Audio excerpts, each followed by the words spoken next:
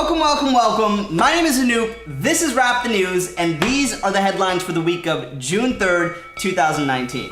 This week in politics, Trump says obnoxious shit. On his 3-day Euro trip, he managed to make some upset. First he called a London mayor foolishly nasty, then he tried to threaten Mexico, but Reds were unhappy, cause a 5% increase in tariff seems to be lacking, and thought this tactic is not what he wants unless he wants stocks to be lost. Let's be honest, he's just like a toddler, he wants a response. That's probably why he praised Theresa May for being good at her job, even though Brexit was a failure all over tenure. That's why she's stepping down this Friday, not out of leisure.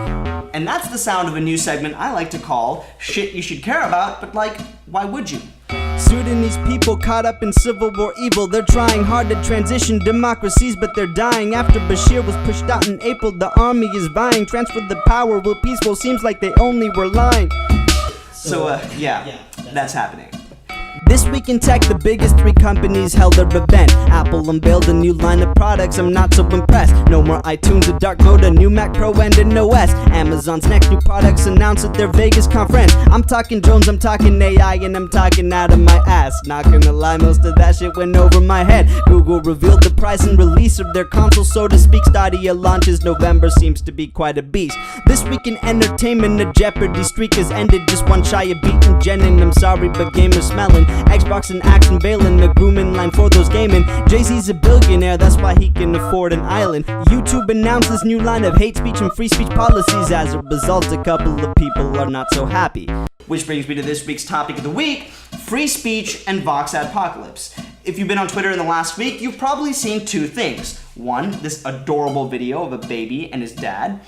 And 2, this not so adorable feud between a Vox journalist and a right-wing YouTuber. But what exactly is going on?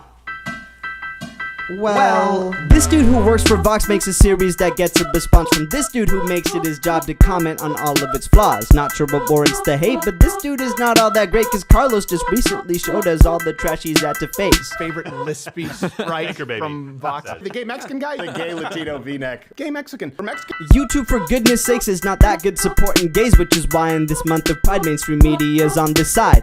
YouTube is prompted to comment, they don't find harm in his comments, then a day later reverse it. All new guidelines are now hurting all the demonetized vermins, but was this really all worth it? Because it's not like YouTube changed their policies overnight as a result of Carlos and Vox. It's just really bad timing, and it adds fuel to the fire. Demonetizing this asshole alongside a whole host of other content creators only makes the problem that much worse.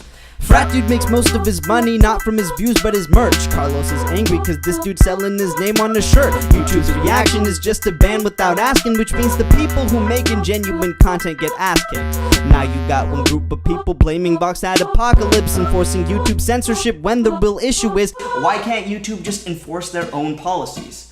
Free speech is obviously something that we all want to see, but burning the flag is not the same as calling Carlos a fag. That's an attack, that's not political, that's just an ass, especially when it results in doxing and then a hack.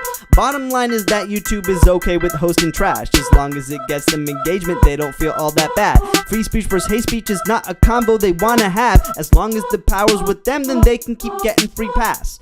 Listen, as much as I hate to admit it, hate speech is protected by free speech. Unless that hate speech clearly incites violence and clearly violates YouTube's own policies. Which leaves me wondering, why are we letting tech companies get away with this shit? Well, we don't exactly have a choice. My name is Anoop, this is Rap the News, and I'm out.